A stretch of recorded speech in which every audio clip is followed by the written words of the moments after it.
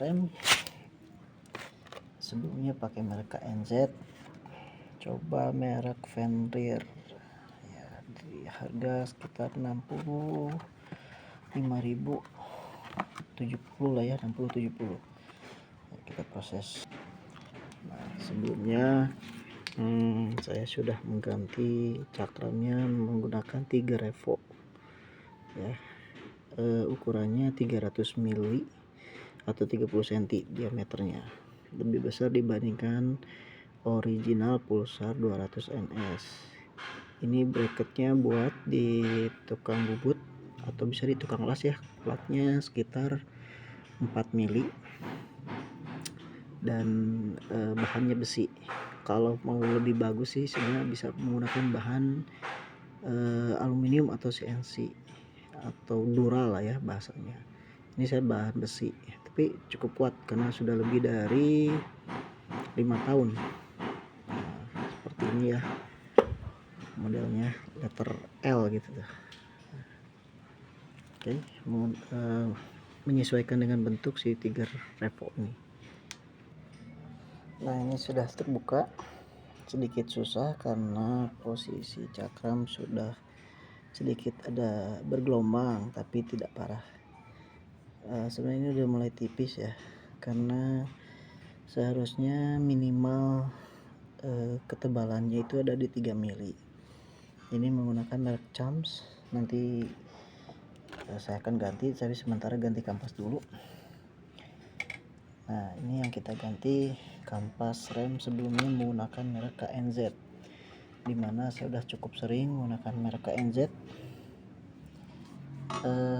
Biasanya merek Talan itu lebih empuk, tapi saya coba dari merek Fenrir ini ya. Ini kondisi merek KNZ sudah mulai tipis, tapi sebetulnya masih cukup layak pakai.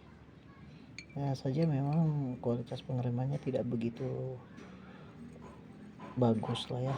Ya ada harga, ada kualitas. Ini sekitar harganya nggak lebih dari 20.000, bahkan ada seller yang menjual sekitar 15 ribuan. Udah cukup sering saya pakai merek ini untuk substitusi yang ori ya, karena yang ori udah cukup mahal harganya. Untuk yang penggunaan harian sebenarnya udah cukup.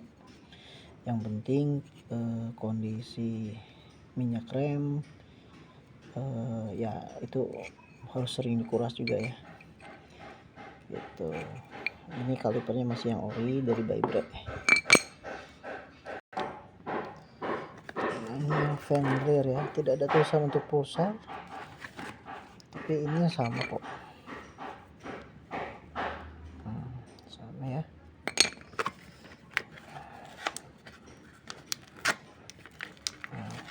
Skip aja kali ya. Kondisi yang baru sama yang bekas. Warnanya saya suka nih, merah, pas dengan motor. Ya ini udah habis tapi tidak rata. Kemungkinan faktor dari cakramnya juga yang sudah bergelombang, jadi tidak rata habisnya. Ini oke, kita pasang. Nah, untuk yang kondisi sudah ini kan habis dipakai, pistonnya itu pasti keluar. Ada alat di online, nah seperti ini tracker ini ya, untuk membantu mendorong pistonnya ke dalam lagi gitu, supaya pemasangan dari kampas rem baru lebih mudah ya. Cara penggunaannya simple. Ini kita kesinikan.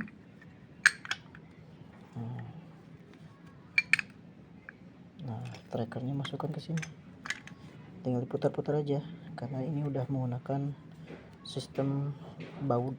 Nah, jadi dia akan menekan piston ke dalam gitu aja ya. Alatnya murah kok, ini di online banyak.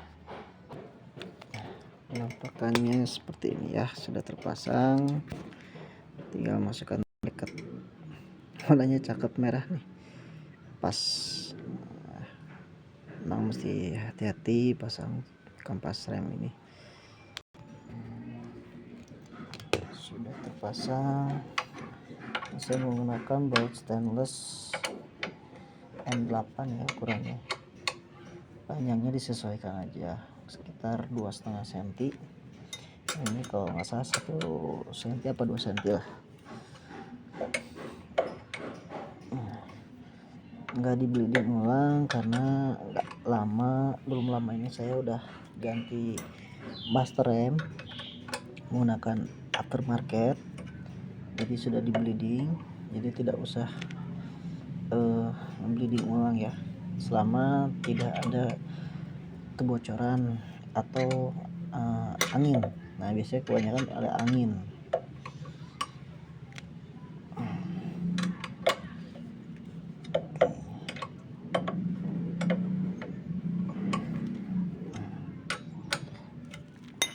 Tinggal kita pompa-pompa saja. Nah ini saya menggunakan master rem aftermarket ya, tapi bukan ori.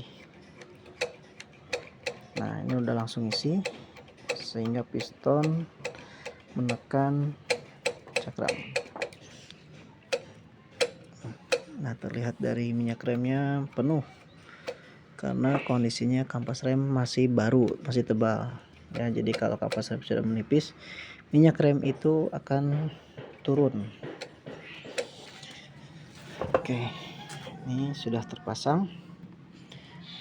Selangnya saya ini pakai VND, itu juga udah lama ya, udah lebih dari 5 tahunan kayaknya ini selang ya. Jadi yang ori dari motor Pulsar NS ini saya hanya kalipernya saja atau kepala babi ini. Nah kenapa cakramnya diganti?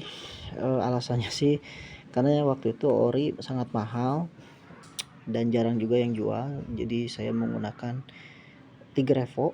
Jadi sedikit aja karena dulu pernah saya bikin video.